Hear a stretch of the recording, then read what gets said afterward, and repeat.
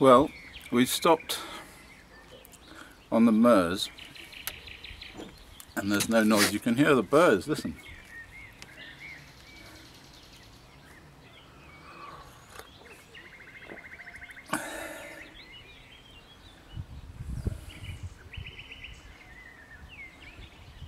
In the 1980s, Professor Goffman, who had worked for the Atomic Energy Commission in the United States, he said that the nuclear industry was waging a war against humanity. And I'm going to tell you a little bit about this war. Of course, the latest battle in this war is the battle of the truth over accidents like Fukushima and Chernobyl. I've been putting one side of this, actually the truth as it happens, on a number of TV, media outlets, Russia Today in particular. And the interesting thing about Russia Today, of course, is that the Russians have had their own nuclear accident, the Chernobyl accident. And so first of all, they know what the results of that accident have been in terms of human health. But secondly, they take a certain amount of delight, I suspect, in the idea that someone else is having to suffer the same thing.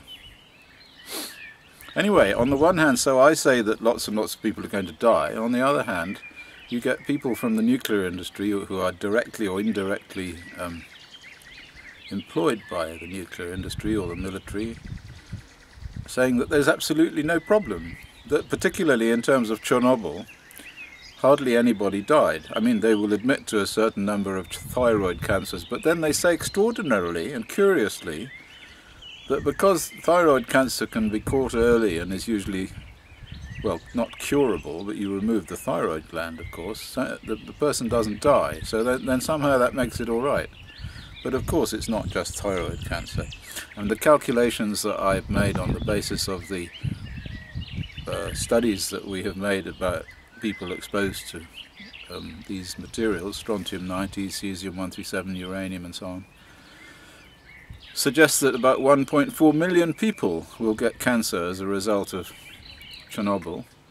Probably about half of those have already got cancer as a result of Chernobyl. In fact, even as far away as the United Kingdom, there was a sharp increase in cancer in real terms.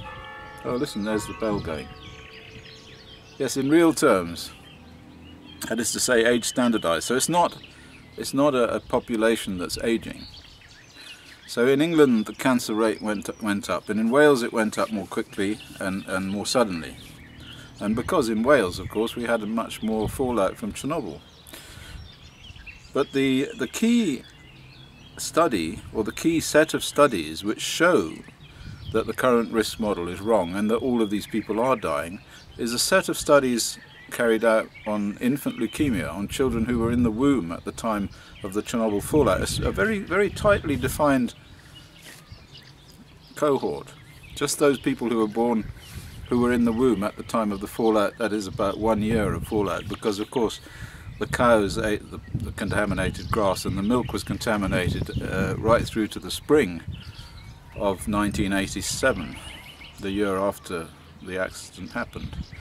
So if you compare those cohorts with the people either side of them, the children either side of them, you find that there's a sharp increase in infant leukemia. In fact, if you take the Scottish and Wales data combined, it's quite remarkable, because it goes, I'm going to count the numbers from about 1980 now.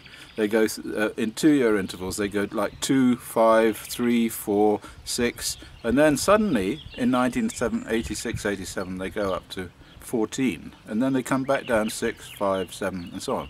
So a huge spike. Now the point about those studies, and there were a lot of them done, they were done in Greece, they were done in Germany, they were done in Belarus, and in fact I've seen papers that were sent to me for review, which actually never got published in the end, which shows that they also happened in Bulgaria. And presumably they happened everywhere, but people haven't just reported them, that's all. Infant leukemia. But the point about that, there is no other explanation.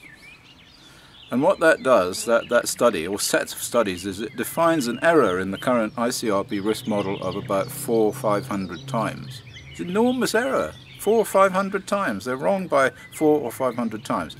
And if you use that number to again go backwards and look at other exposures, like the Chernobyl accident to all people, like Kishtim, like Windscale, and particularly like the weapons fallout, the global atomic testing fallout, you find that that it predicts, or it predicted, and it does explain the current cancer epidemic. Because there is a cancer epidemic, and all of you will have had somebody who died of cancer. The rates have gone up and up and up and up, and are still going up. And they're going up because of radiation. But at the same time, there's this massive cover-up, massive cover-up, which has now gone to such a level that the BBC, who one always assumed to be the guardians of the truth, are now totally contaminated. And all the BBC does is it puts out ridiculous programs with people who know nothing at all, psychologists even, who are telling us that radiation is safe, or not only that, but radiation is good for you. We have been failed by these people. Anyway, I won't bore on about this because it's such a lovely day. I mean, I just wanted to start this little dialogue to sort of put it to you. That the human race is being poisoned, that the genome, the human genome, is being destroyed, that for, you know, and all of the things that happen as a result of that, cancer increases in heart disease, other forms of ill health, and loss of fertility too, of course, and increased levels of congenital malformation, though you don't see the congenital malformation because nowadays we have all the technology. It gets picked up in the womb and then you get abortions. So I'll return to this issue later on. Thank you for listening.